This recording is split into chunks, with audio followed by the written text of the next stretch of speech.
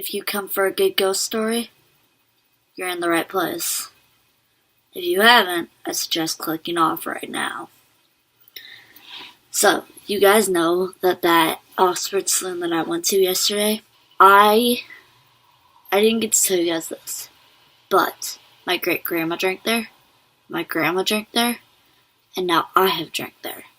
My sister's been in there, and it's like a whole family affair. That's how old that thing is. It's like, they said it was established in 1910, and I'm about to tell you the history of the Oxford Saloon and how it eventually became a saloon.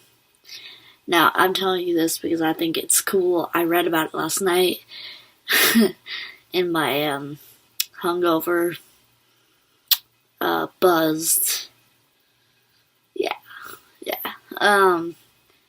But, yeah. I'm going to tell you its haunted history. Built in 1900, for a decade, was known as Black Man's Dry Goods Store. It became a saloon, and over the years it has changed owners and uses, but each owner incorporated Oxford in its name. When it was remodeled as a saloon, the owners added vestibule to the entrance, with a stairway leading to several rooms on the second floor. These were supposed to be boarded house rooms, but there are rumors that a prominent local businesswoman named Kathleen or Catherine rented them as a high-class bordello. She did not go into the saloon, but kept an office at the local Eagles Lodge, where she made reservations for her high-tone clientele. Over the years, the Oxford Saloon was often the scene of violence, especially around the basement, a men's card room, and the bar. One well-known documented killing was that of a policeman named Henry. He was a regular at the Oxford and may have moonlighted as a bouncer. One night there was a fight, and when Henry attempted to break it up, he was knifed and died in the melee. Oh shit, no. Henry since then stuck around and actually enjoys certain aspects of his ghosthood. He hangs out around the stairs, which is when I went to the bathroom. I saw the stairs, because here are the bathrooms, and then this way is the stairs, and they go down, and yeah. Which I don't know whether it was the alcohol, or the ghost was like, hey, look at this, because I felt the temptation to go down there, but did not, because it was roped off, and I didn't want to get in trouble. But it definitely did cross my mind to, like, go underneath that rope and go down there. He hangs out around the stairs to the basement and has been seen many times in the ladies' restroom. Thank God I didn't feel anything. Seen and felt as many women report being pinched for him. I was not. Thankfully, again. However, Henry always disappears when confronted, which that does happen. A lot of times the ghost won't come out to play, especially when you be like, hey, leave us alone. The second floor of the Oxford is now rented out as offices, but at least 3 ghosts seem to remain from the Oxford darker days. One is a man in a bowler hat, and the others are 2 women. Some people believe one is Kathleen, who Oxford Saloon Snohomish Haunted Histories eventually lived upstairs. Kathleen, who eventually lived upstairs, she is seen as an older woman dressed in a purple dress with purple bows. The other woman is Amelia, one of Kathleen's girls. Oxford Saloon Snohomish haunted ghosts who have been forced into prostitution. Her dead body was found curled up in her closet, and no one was sure whether she committed suicide or was murdered. Could have gone either way. No, she was a prostitute. Beginning in 2005, the Washington State Ghost Society performed several investigations, which eventually, if I can, I might ask to. Just to, like, think about that and do that. I think that would be really cool to have, like, me, Sinead, and Dennis and the Oxford alone at night. I think that'd be sick. Investigations of the Oxford Saloon, weird Snohomish Weird Washington spoke with Russ and Sandy, who were members of WSGS at the time, but went on to found Fog Paranormal. Sandy and Russ investigated the second floor first, turning on their tape recorder and started up the stairs. At the time, Sandy said Russ take some pictures. When the tape was played back later on, they heard a male voice echo hers. A few seconds later, they heard a child's voice laughing or crying in the background. Welcome to Snohomish. It's haunted as shit because they kept all the old buildings. I think Snohomish is one of the oldest towns in Washington, honestly. The manager gave the keys to all the offices on the top floor. Alright. They tried several times to open the rooms, only to have the keys fall out of the lock, as if some unseen hand pulled it out before Sandy could turn it. That's creepy. Eventually, they managed to open some of the rooms. While this was going on, the playback, they heard a voice say, "I dropped the keys to my room." It was as if they were being mocked. Yeah, definitely. According to legend, Amelia lived and died in the room 6.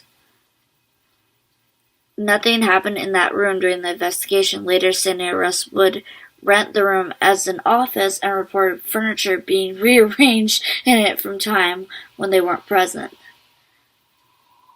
Okay, maybe I don't want to do this investigation after all. That's... okay. They entered room 4 and tried talking to any spirits. They later found that they got a response. A strong male voice that spoke directly into the microphone and said, "I am the one." As they left the second floor, they were followed by a voice that gave them a not-so-fond farewell, saying, "You'll die."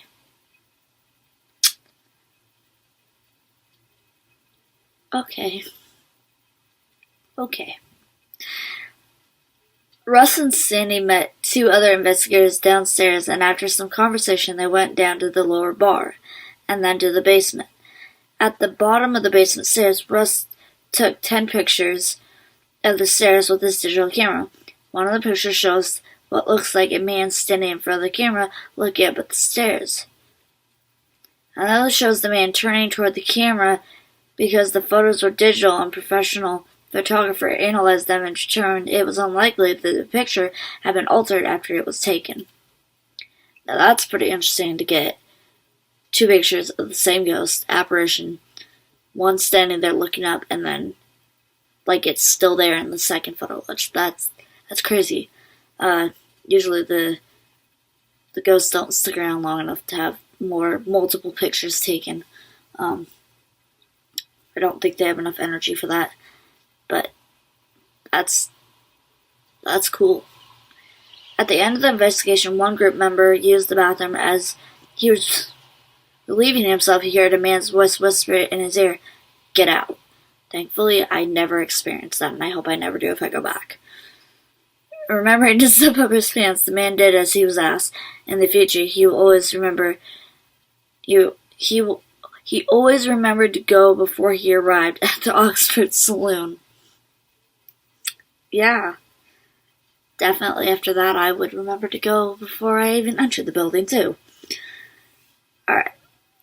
Let's tell your ghost story here. Okay, so these are people's ghost stories. I won't say the name. Oh. This one's brand new. This one's last month to the day. Wow. Okay. Guess it's meant for me to read it. I came here for the first time last summer while antiquing in Snohomish. Antiquing in Snohomish is a very popular thing because of how old the whole town is. So antiquing down that strip is extremely popular. There's multiple antique shops, and I've been to a lot of them when I was younger. Always fun. I read about the haunted history on the menu, so after our delicious lunch, I wanted to check the place out.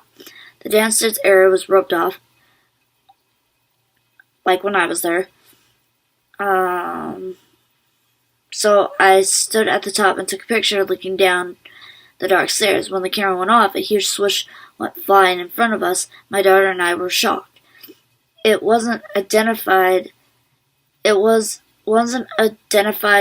but more of a plasma-type cloud that burst out in front of us. We looked at the picture we took, and we were disappointed in the photo. Nothing showed up. We joined the rest of the group outside and told them our story. Then I remembered that my camera was set to take live photos. I might have to go back just to take a photo, honestly. There were 2 orbs clearly visible swooshing through. We were so excited to get visual proof. Then we went across the street to an antique mall, and things got really weird. We walked into a small L-shaped booth, and when we turned around 3 seconds later, the super creepy stuffed bunny doll with the handlebar mustache was directly in our path, blocking our exit. Nope. What the fuck was that?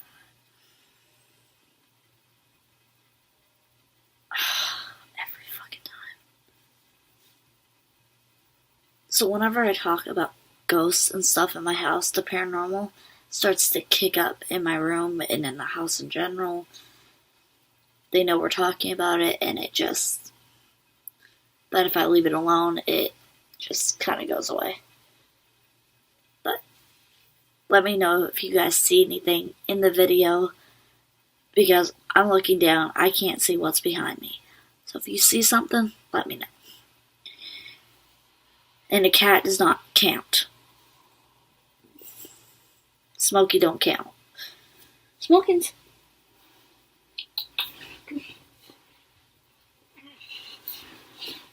Alright. You want to go start with Mom? I have no explanation for that or how it could have moved into our space like that, but I swear that thing moved on its own. We were super freaked out and felt like something was following us, so we immediately went and bought some sage to burn. After cleansing ourselves with the smoke, we feel better and never experience anything strange again. Next time I'm in the area, we definitely are going back. If you don't have paranormal experience, at least you get an awesome meal. I didn't eat anything from there, but I did have a Corona and some other... What? I did have a coffee, liquor drink thing. I don't know. But don't mix coffee and liquor. Okay, I'm letting you down.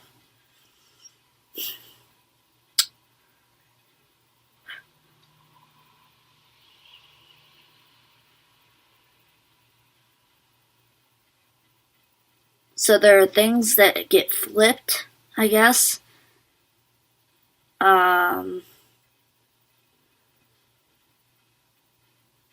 You get poked. Oh wow, this is a cool one. So this guy, I guess, was related to somebody who owned the Oxford. Okay, so my grandfather, Nels Peterson, Peterson, was the owner of the Oxford Tavern for some time in 1923 through 1924 or so, until perhaps 1938. Some records show him as Nels Peters, Peter's son. There's Peterson and then Peter's son. So somewhere along the line he changed his name, I guess, maybe, I don't know. He is shown in the picture that I believe is still on the wall behind the bar. A fairy tale erect, balding man, Grandpa always smoked cigars. I might have seen that photo, I don't know. I don't think I caught it in the clip that I was showing you guys. It was during that time that Grandpa Nels owned the Oxford that Henry was stabbed. Okay. Being killed there in the downstairs bar. Grandpa sold the Oxford sometime around 38, 39 and bought another tavern in Riverside, Washington. Okay. Supposedly this was in part to escape the history of the stabbing and finding Amelia's body. Yeah, that's tough to live with. Nearly 40 years ago, a small group of our family, my mother, uncle, aunt, brother, sister, 2 cousins, and one of my daughters, and her baby girl, well, that's a lot of family, all met and all served very great lunch. Several of us smelled cigar smoke while we were eating, so he obviously knew that they were there. How ghosts know that that's your family, that's, I don't know, that's crazy. But they know. I can tell you they know because they know at my house, too. While we were, several of us smoked cigar smoke while we were eating lunch. We all did visit the downstairs bar as well as the room upstairs where we could still rent a room for the night.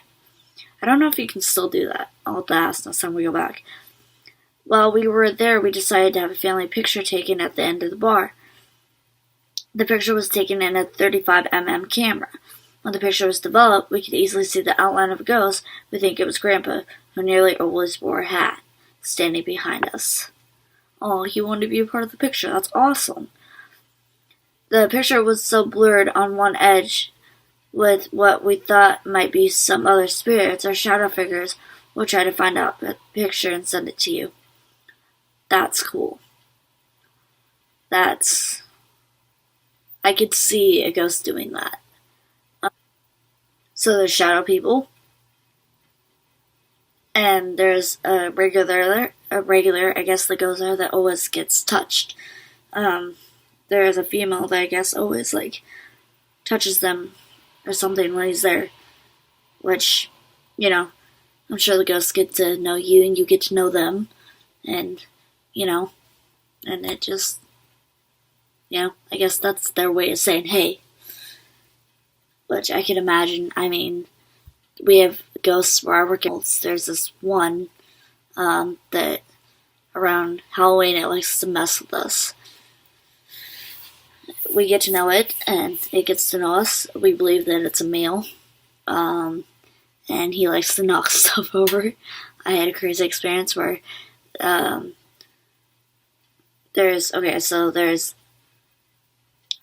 HZL or HLZ, or I don't know how you say it. Anyway, it's the warmer that keeps the food warm. And there's a flat top, and then below it that you bake the food with, right? So I had the salt shaker. It was drying. I put it on top of that. And I went to go turn around to make sure handout was okay or something. And it couldn't have been me because I was too far away. I was 2 steps away from it, so I couldn't reach and still be able to grab the salt shaker. And it got knocked to the ground. Straight up. Okay, so, say this is the salt shaker. And I'm I would be out of frame if I did this. But it was sitting here, perfectly fine. Nothing could have made it fall. And it just went.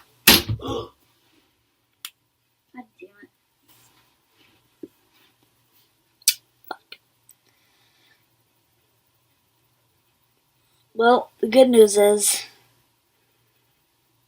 that was my screen protector.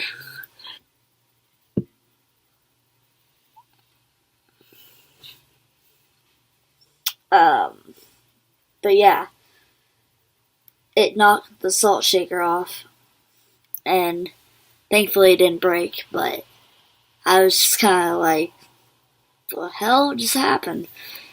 It wasn't me, and everybody else, there's one other person there, and they're just we're all just what just happened? My manager comes up, and he's and I was I don't know, man. Anyway, that is some of the little bit of the history of the saloon that I went to in Snohomish, the Oxford.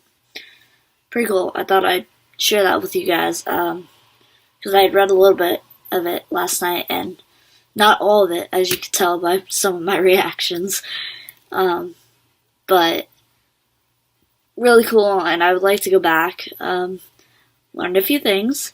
Me and hard liquor do not mix. So think I'm gonna stick to beer. But if I can get access to the downstairs, that will definitely be a vlog. So,